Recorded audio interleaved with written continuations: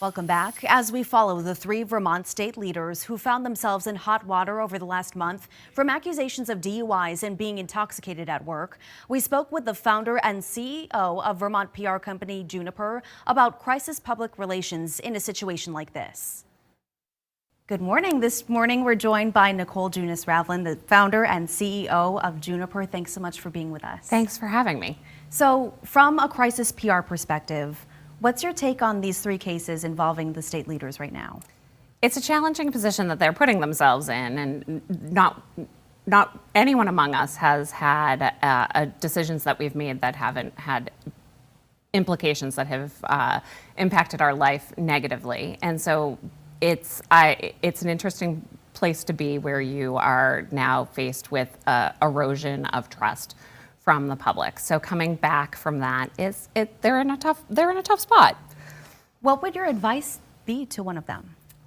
It would be to think about how to take actions that can help rebuild trust. So obviously they've made a decision that has led them to this. So what can you do, or what would a reasonable person expect you to do to start rebuilding trust? So would it be to start taking maybe classes and seeking treatment if you have a problem, and also to be really forthright with the community, because for those who are in elected roles, that is the only really way back to show what you're doing, and you really have to think about all of your actions as you're moving forward.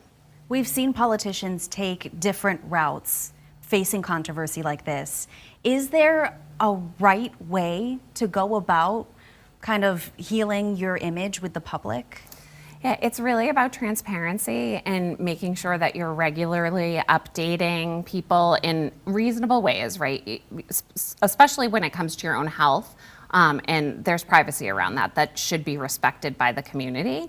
However, you need to show that you're taking strides for improvement, and again, rebuilding that trust is everything. So it could be really going out into the community and showing that you have done something to better yourself, and that you're really sticking to your word as you are moving forward.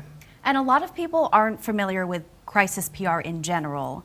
Can you talk to us just kind of about what the key takeaways are about crisis PR? Sure. I think, depending, and we mostly work with companies as opposed to individuals, but I think that it's true for all things, right, that are crisis.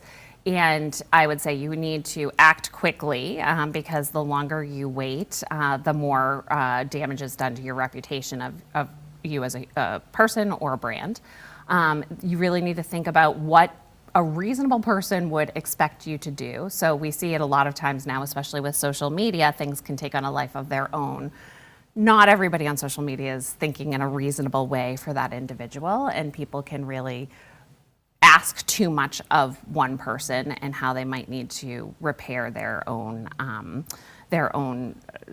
image.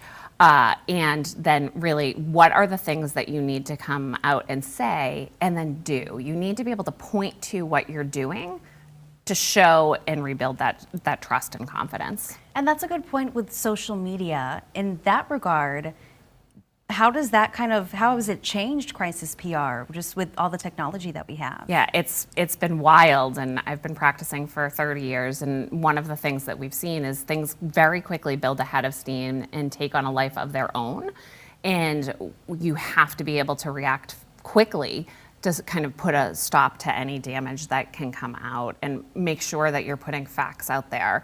You don't want to over-embellish things. You also don't want to respond within social media to just respond. You want to say, we're looking into this, or this is something that we're dealing with. We will provide an update as soon as possible, so that there's no open-ended speculation. I think we're seeing this over in London right now with the royal family, right? Like, there's open-ended speculation, and that's really, in a crisis, what you're trying to stop, so that you have enough time to fix a problem.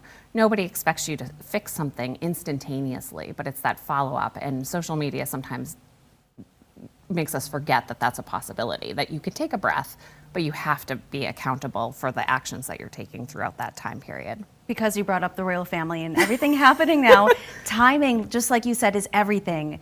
So, I mean, how quickly are we talking about with responding to allegations or just responding to an action that you've done that maybe you regret?